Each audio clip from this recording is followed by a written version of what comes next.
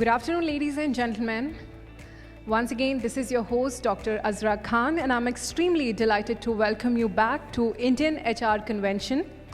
Well, we'll now proceed with our next panel discussion, which is about AI and HR, partners in shaping tomorrow's talent, for which I would like to call on stage our esteemed panelist, Mr. 𝗘𝘀𝗁𝗄𝗏, CHRO, Multiplier Brand Solutions, Ms. 𝗘𝗵𝗵𝗃, CHRO, Interface Microsystems, Mr. 𝗘𝘀𝘀𝗁𝗄𝗏, Head Talent Acquisition, Ericsson, Ms. Priyanka Gulati, Partner at Grant Thornton, and the chairperson for this session, Mr. 𝗗𝗵𝗵𝗆, Founder and Chief Inspirer, xMonks.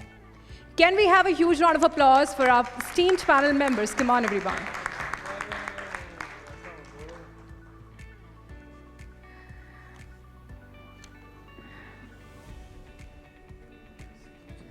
Now I request Mr. 𝗗𝗵𝗵𝗆 to please lead the session for all of us. So good afternoon, ladies and gentlemen. I hope you had a good lunch. Did you have a good lunch? Good lunch? Fantastic. A very interesting panel I'm going to be moderating with some of the esteemed people that I've had the honor of knowing in the last few years. Deepthi I've known for almost like 15 years now. Asimji I've known for some time. Dheeraj I've known for last 3 years, and a few days back I was talking to Dheeraj. I said, Dheeraj, I remember my first meeting with you, and I felt really threatened in your presence by your aura that you carry. But you know, for as long as I've known you, I've experienced a sense of warmth in your presence. And Priyanka, thank you so much. You know, every time when I sit with somebody who's a chartered accountant or who has gone through a degree from IIM, or any of the Ivy League colleges, that's the closest that I've been to all these intelligent people. This is the closest that I've been to IIMs or chartered accountancy. So thank you so much. Today's discussion is going to be interesting. Why? Because we are going to talk about where HR is partnering with AI to develop talent. Now, before we even start talking about that, I would love to understand from you. Let's start from Asimji. Let's start from you. What do you think are the primary challenges that you have experienced in your tenure as a HR professional when it comes to talent? We'll talk about development in a while, but let's look at somebody as a talent. What are the primary challenges that you have encountered, experienced in your tenure? Thanks, Raj. Thanks everyone, and thanks India Conventions team for giving me the opportunity to share my thoughts and part of this August panel. So, talent dilemma is perennial, you all know, and I think all of us here, all HR folks here, they will agree. The challenges have been different from times. At present, especially post-COVID and with the advent of technology and especially with the advent of AI, the real challenge which I have faced that understanding the aspiration of the current generation or different generations and trying to match those aspirations with the expectation of the company. So that is something which is always work in progress. No one can say that we have arrived, we have kind of addressed this issue once for all. So that's the biggest challenge I face. Thank you. So understanding the expectations of talent in the organization. Okay, let's hear from Deepthi. Hi, good afternoon everyone. My name is Deepthi.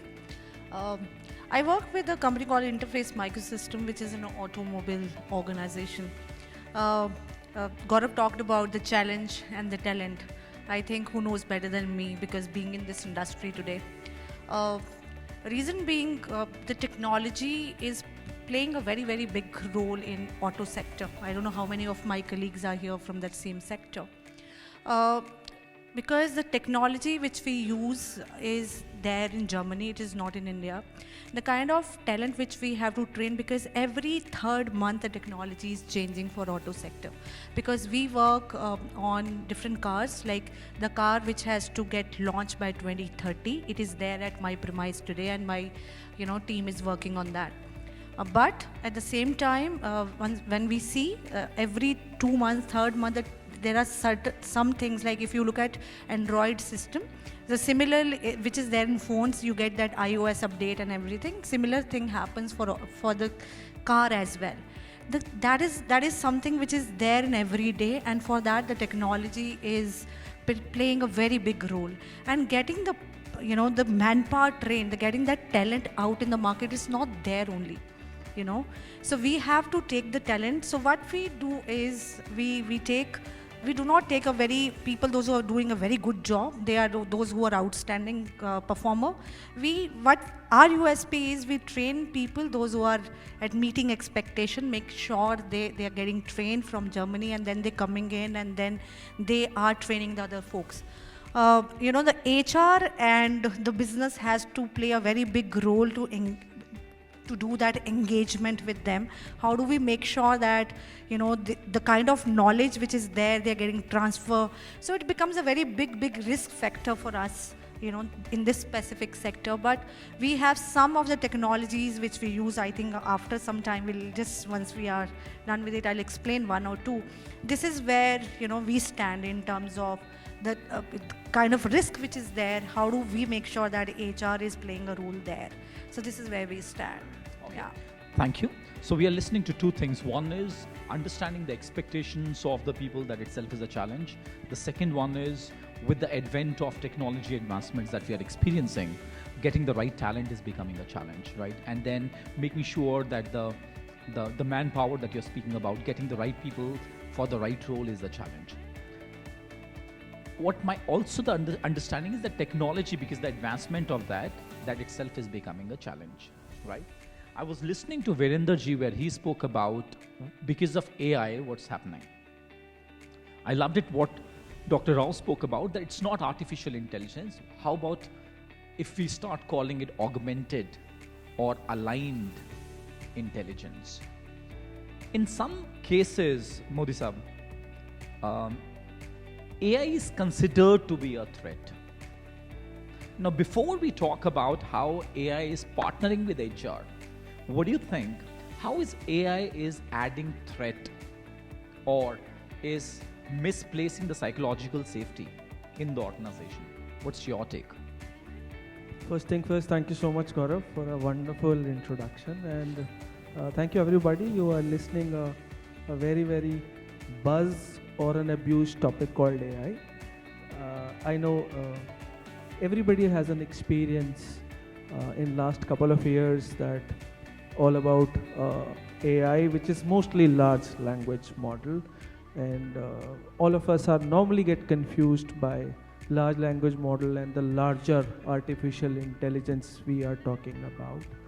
Our experience is mostly on LLM, where we take help to summarize things, emails, to get to know more information. But then when you're talking about threat, so as you know that AI is a average of the knowledge of all across whatever has been written, it's an average of that knowledge, right? And it is increasing day by day. I was reading somewhere that today this AI IQ is touching 120. And then maybe after 2 years, they're talking about 500. And they're also talking about 5,000 as an AI. So if you think you are taking a decision today, basis your conscious, basis your experience, it is not like that. Now AI is helping you today, it is helping you to decide. So most of the time when you take help from AI, you're not taking decision, AI is taking decision, you are just implementing that decision because it looks logical to you. So if AI is giving you any information, which all the rationalization, you think, oh, it is absolutely logical, let me go ahead. So back of the system, it's not you, AI is taking decisions. So why it is dangerous? Tomorrow when IQ is 300, 500 and 5000, you'll not be able to comprehend why you are taking that decision. So that is the reason it is making us very, very dangerous. And you know that our favorite star Elon, they're connecting minds with technology. So tomorrow if it comes and it is practical, we might not take any decisions of our life. Yeah. So that's my feeling. It's a little futuristic, but it is coming to us. Yeah, thank you, Dheeraj. Now let's move to Priyanka. Priyanka, thank you so much for joining in. You're a partner with one of the consulting companies. What have you experienced are the primary asks from your client when it comes to AI? That's one. The second is, what do you think, how is AI becoming a threat to a consulting company? Super. Thank you so much. Excellent question. Good afternoon, everybody. Thank you for having me here as a panel member. Two super important questions. What are clients asking for? One of the areas that we are working with clients is around talent management and, ensuring that we can see that talent early on. Because, those early signals, predictive, hypos, etc. have always been there. We've always created Excel saying, okay, this is the performance, this is the potential, and therefore these are some of your high performers in the team. Can we use data to do that? So of course, there are biases. Of course, cleansing of data is required. A lot of times, clients don't have that data itself, let me be honest here by saying that. And therefore, it becomes very difficult to complete the project on time. Right? So that's a challenge that we are facing in terms of the data cleansing, in terms of ensuring that all the data points are there. But areas where clients are asking for data, projects, etc., are around hypo, around predictiveness of what your talent would look like, around doing assessments, etc. But I don't think there's so much of AI in it, though a lot of tools are being sold in the market saying AI assessments, but I'll be very honest, there's a little bit of predictability there, but it's not honestly an AI tool really. So talent management and grids, etc. are being managed through that. The second place where a lot of AI is being used is around productivity enhancement. How is it being used today? Let's say you say a person is punching in invoices. 600 invoices can be punched. How is somebody else doing it 300? Predictively, how much should they be doing? Looking at other data points also. Not just manually, okay, how much punch is happening, but what kind of documents are being done, how much time would it have been taken. So a lot of productivity enhancement tools are coming in the market and we're using those as well. Underlying challenge again still being data. A lot of cleansing of data, a lot of governance are required, a lot of time being spent doing that work so that it can go into the models. And imagine, we've not had those historical data. Let's be very honest here. How many of us really have maintained it for 5-7 years? Because if you're just taking 2 years data, it's not going to help us. So that little bit of cultural shift will be required from a data perspective. Beautiful. Let me go back and tell a little story. More in terms of using ChatGPT, exactly what you said. Forget all these fancy tools, just use ChatGPT. I was tired, came home, my son wanted a very creative story. समझ में नहीं आ रहा था, use ChatGPT, said okay, he loves cricket stories, one cricketer, one nurse. I put in the prompt really well, like any other consultant. We know how to write prompts now. 500 words, we know how to quickly put them. We've got a dictionary of prompts. That's something I'm going to talk about a little later. But coming back to my story, put in the prompt really well for a story. Got that story. Guess what? The story always had the cricketer as a man. And that nurse always as a woman.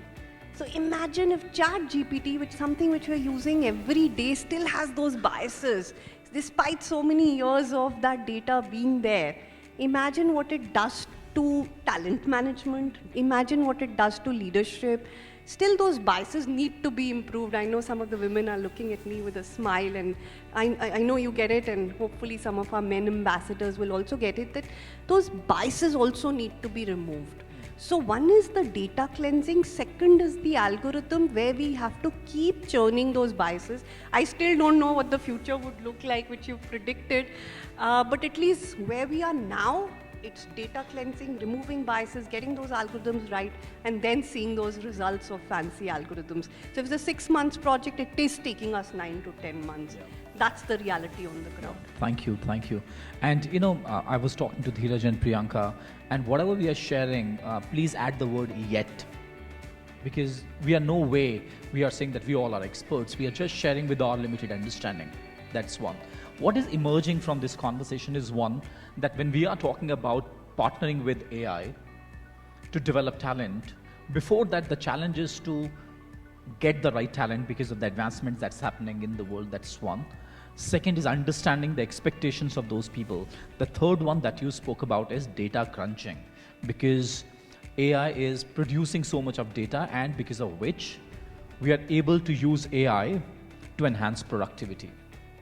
Now, one thing that we are not even bringing into the forefront is, I'm into executive coaching. I love podcasting, and because of that, I've got the good fortune of interviewing some really good leaders. Why am I even sharing that? Because one of the core strengths that people have spoken about is the intuition, how that guides them in taking an informed decision. Data might tell you one thing, but your intuition will tell you another thing. Now the question is, whoever is comfortable taking that question, how do you ensure, what do you think, what would you expect AI to assist us as individuals to tap into our intuition so that we can develop talent? And that's a question to all of you as well. Let's hear from them, but at the same time, would love to hear from you as well. Okay. So one of the things that's why I said predictive data for talent management, not actual. Two reasons for it. One, it should just help us and guide us to develop the talent. It's not the ultimate Bible. So if you think that, you know, Deepthi is really good in terms of XYZ and she can have a potential to become the next C-suite leader, that's just a guidance in terms of that data. Your intuition would always be there, which is guided by a lot of other emotional factors which you can't even put in that AI tool. That's why empathy, emotions, and the world, if you see, is moving more towards those competencies rather than the historical data that we've been capturing. And therefore, it will always have to be your intuition meeting the data. That's where the sweet spot would be. When it doesn't meet, that's where you'll have to dig a little deeper and get into more answers and questions. And therefore, that we all have to step back a lot more to make sure our intuition is also working for us. And that's a little more deeper thought. I'm not going to take more time on it, but it's more important to understand who has empathy, who has, you know, XYZ competencies that you're looking for. So I'll add a perspective here. So what is intuition? Intuition is also our predictive behavior which has come from our experiences. I'm not talking about my experience, but 10,000 years the way humans are living, we know that if we go near the tiger, he can bite us, he can eat us, so our intuition is to stay away. Back of the mind. This is all experience we gathered in 20, 30, 40,000 years, and that's how everybody has most of the intuitions. I'm talking about in a surface. I'm not going in depth. Since I know you are a coach, my intuition is that I should not confront you to a coach. But so GPT or large language model is also a combination of various experiences. So today you are talking about intuition as a solid or right, as a human right, that it's only we can have that intuition. Tomorrow you will have intuition, and there can be segment of intuition from ChatGPT, right? That you put few things, you will have a different kind of intuitions. So please expect the unexpected from AI. I don't think anything which we can do today in terms of analyzing, thinking, cannot be done by ChatGPT. There is a today philosophy of what we say hand, head and heart. All of us heard that philosophy. Today we are talking about that hand and head can be replaced by ChatGPT, not the heart. But wait for a few more days. Yeah, thank you. So, so adding to this, like I personally feel it works hand in hand. So I was just discussing with these panel members, like, you know, we are talking about the AI, but ultimately, who is feeding the data in AI? It is basically we, human, right? We've been doing it. You know, AI has played I'm not saying it is not playing a role. Of course, it has made our life easy for us as a HR professional and for other, verticals as well, I'm sure. But if you ask me in HR, so how did we utilize this being in this sector? So we did a lot of predictive analysis, which has given, as I said, the talent itself is a big challenge for us. So this predictive analysis has given us that data wherein we get to know, like, these are the people who might go, there's a risk attached to it. And soon we get the data, it was not too late for us to act, us to see what best we can do it for them, rather than we wait for employee to resign and then probably we go that intuition works. Another is, like, you know, lot of employee engagement tools which have come. Again, they are AI driven, which is giving me, soon I go to office, we have a tool which says whenever you switch on your laptop, you get to know how many of us are happy, how many of us are unhappy, sad. You know, that gives me a pulse of the people, you know. So this is how we as a team reacts. So today, if I see out of 500 people, there are 400 people are saying we are sad, we are not happy, unhappy, there's an alarm to it. So this is how AI is helping us to take those, you know, decisions before, rather than it's too late for us. So it is of course helping us, but at the same time, the human aspect, the empathy, this has to play a big role, you know, by using the AI tool. Yeah. You know, we are working on a tool called Human Canvas, where we are talking about a coaching management system with AI companion coach in that. Now, since you spoke about emotions, we have been able to integrate an AI tool where people would be able to understand the emotions as well. There's another friend of mine, his name is Mike, he's working on the movement. So the moment there's a subtle movement, somatically, it will get registered, and through AI predictable analysis, the tool is going to tell you the space that you're in right now. Now, I had this privilege of having a conversation with a gentleman called Brian Lehnan. He's written several books on AI before AI became that celebrated subject to talk about. He said that what is required in today's context is to have more conscientious leaders and engineers who are working on AI. My just a brief conversation with Virendraji when we were sitting there, he mentioned about emotions. Now, as much as we try and make an attempt to label an emotion, ironically, we will never be able to label our emotions as well, because we have got a very limited vocabulary, right? So that means as much as there is so much of abundance and expansion available from the AI perspective, the human element will always remain there. So Asim Saab, here's a question. Since you spoke about getting the right talent itself is a challenge, and understanding the expectations of those people in the context of the industry and the company that you are a part of, that's the challenge. Not from the theoretical understanding, but what aspect of AI are you currently leveraging to address this challenge of yours, in case you are? So we have tried doing it, not being fully successful from last couple of years, as I was discussing with Priyanka and Deepthi also.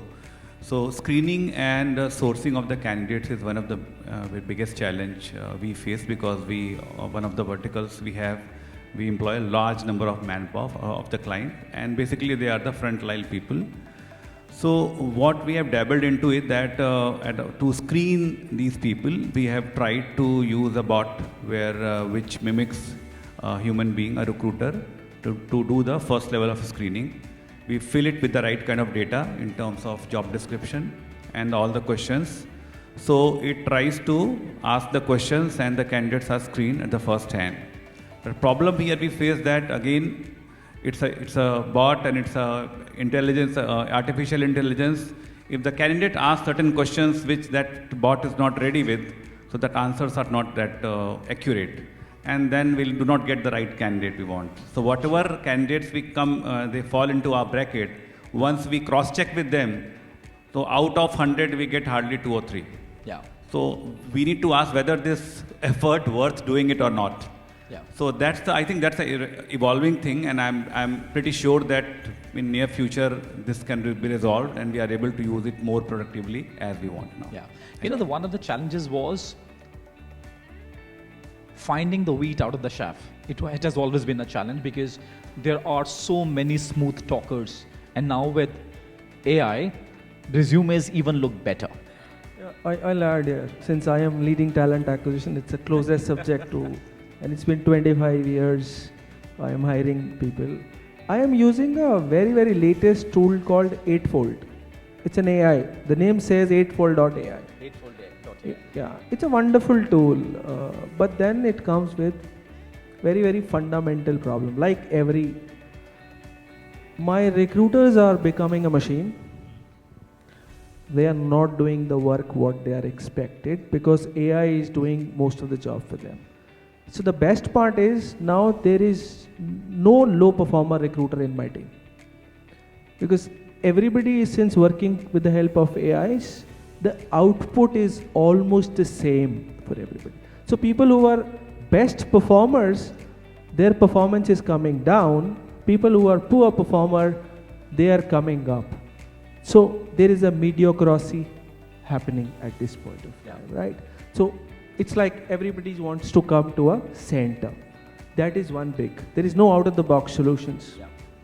AI doing the job, they just follow because it looks so logical. You can make certain decisions with your experience, but largely this is what today happening. And another thing, you're saying that people are creating resumes and the same AI is shortlisting. So it is a mess now. It's a mess now, right? It's a big mess now. Now you have to go back to the roots and you have to speak to the person. Beautiful. You cannot shortlist a person basis the resume today. Yeah. That is given now. Thank you. Now, the paucity of the time, I've got only one question and would request all 4 of you to give a one-line answer, right? Because I would love to hear, Rao Saab is going, I would love to hear from him as well.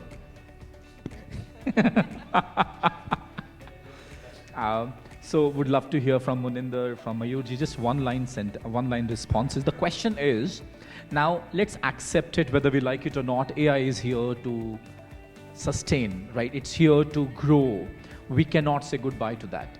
We might deny it, but we cannot say goodbye to that. How can we ensure that we genuinely partner with AI?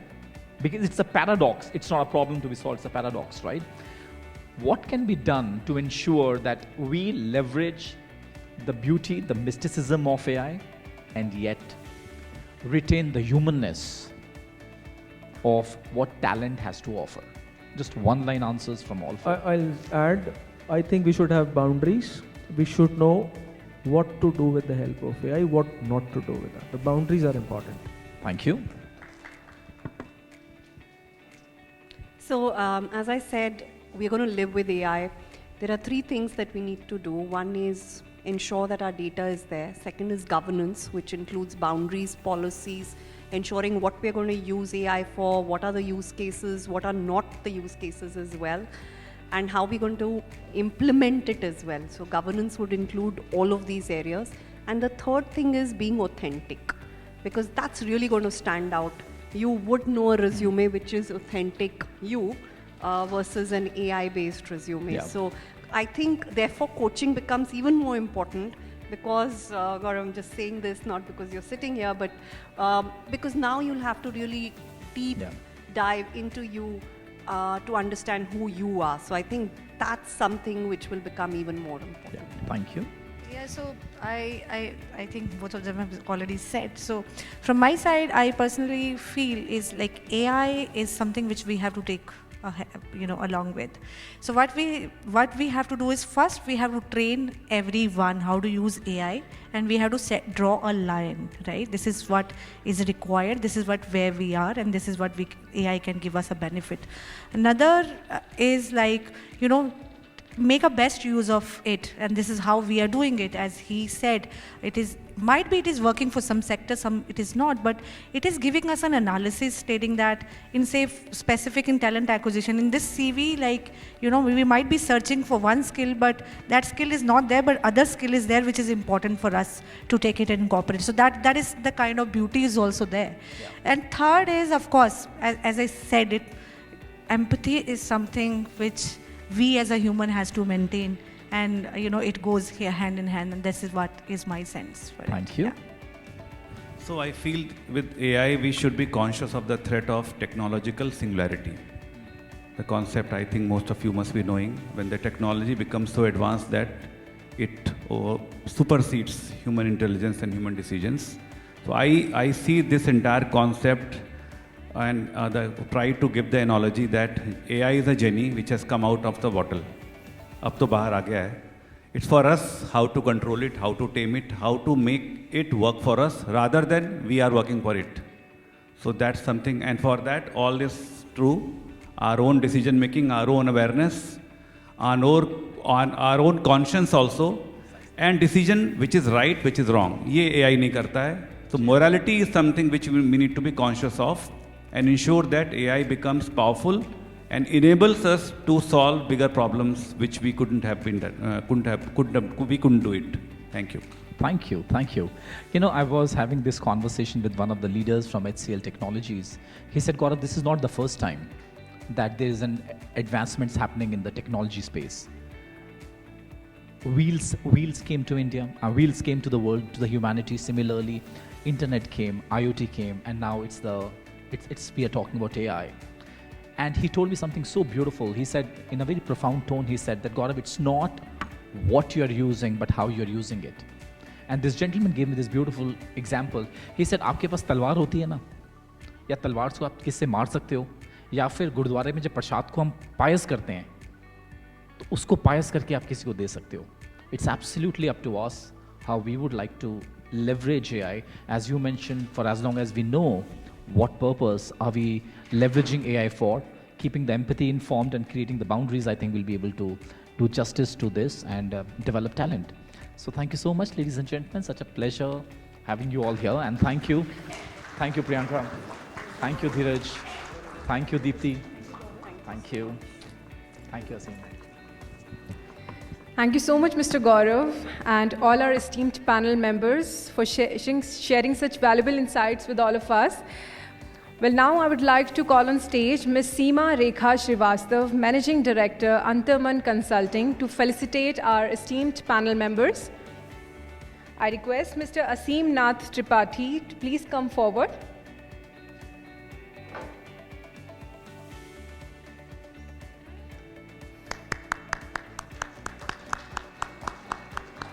Ms. Deepthi Mehta, please come forward.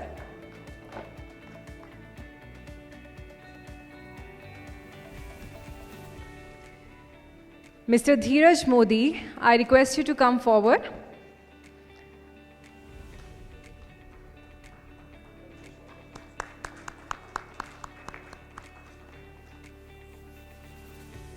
Ms. Priyanka Gulati, I request you to please come forward.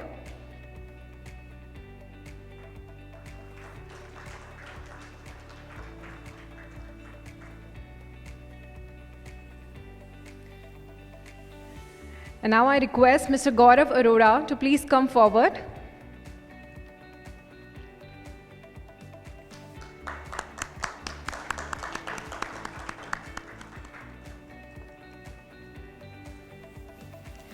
I request all our panelists to please come forward for a group photograph. Thank you so much.